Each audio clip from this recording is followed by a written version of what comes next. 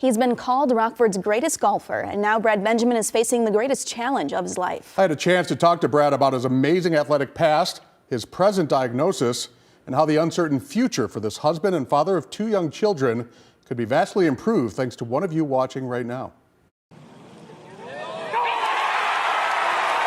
History in the desert. Earlier this month, an amateur golfer won a PGA event for the first time in 41 years. Nick Dunlap wins the American Express. For many Rockford golf fans, the win sparked memories of the amateur exploits of Guilford grad Brad Benjamin. A lot of memories there, and I was just fortunate that I grew up in a good golf environment. In 2009, Brad won the U.S. Amateur Public Links, qualifying him for the 2010 Masters, making Benjamin the only Rockford native ever to play in the world's most prestigious tournament. It was a special week. I mean, something that anybody dreams of, but when I was there, it was surreal. The following year, at age 24, Benjamin became the only amateur to make the cut at the 2011 U.S. Open.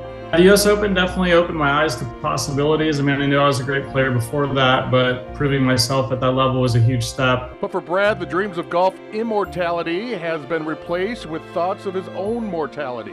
Without dialysis, there's no way that my body could function. I'm basically missing a major organ. Now at age 37 and living in South Carolina, Benjamin is facing a challenge greater than any water hazard on any 18th hole. They diagnosed it as IgA nephropathy, which is also Berger's disease. Brad may have been born with it, but no symptoms showed up until pressure in the back of his eye forced Brad to visit a southern Wisconsin optometrist when visiting family during Thanksgiving break 2022.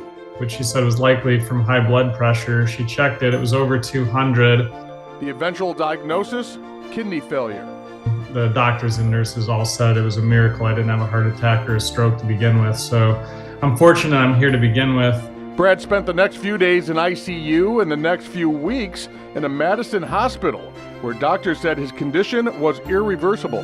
By the time they had discovered it and I had my symptoms, it had eaten away at my kidneys so much they only had about 10% function left, which is the reason why I'm on dialysis. And dialysis is the only reason Brad is still alive. He says that process has been reasonably effective, although terribly limiting.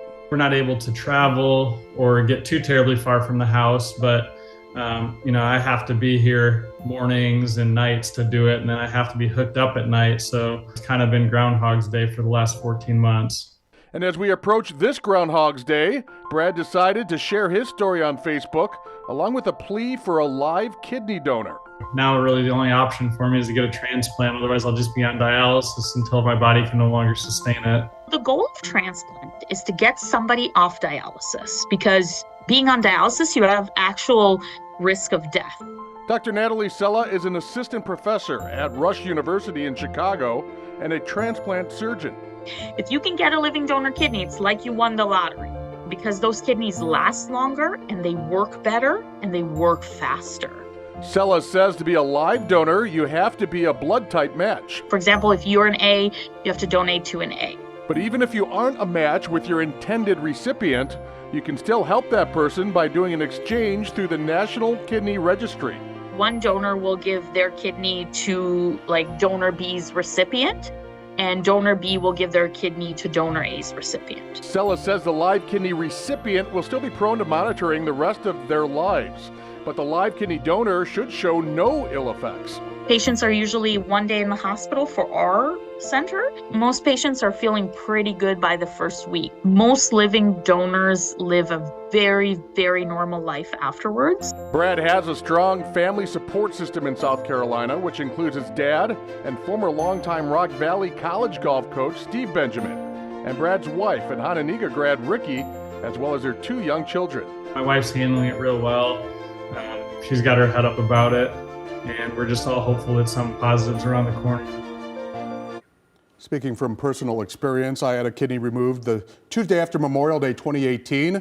I was out of the hospital by Wednesday at noon. I helped set up and attended my daughter's entire high school graduation party that Saturday, and now 6 years later, I haven't had any setback or side effect that I can directly attribute to having just one kidney. If you think you have what it takes to be a life-saving live kidney donor, head to the Medical University of South Carolina's website you see on your screen. We also have a lot more information at WIFR.com. hoping for the best there for Brad and his lovely family with so many ties to the Rockford area. Absolutely. I remember you covering him extensively during your sports days here way back when. And so that's a name that I think hits home for so many people. And hopefully we've been able to wear some awareness through your good work there, Mike. And we wish Brad and his family nothing but the best.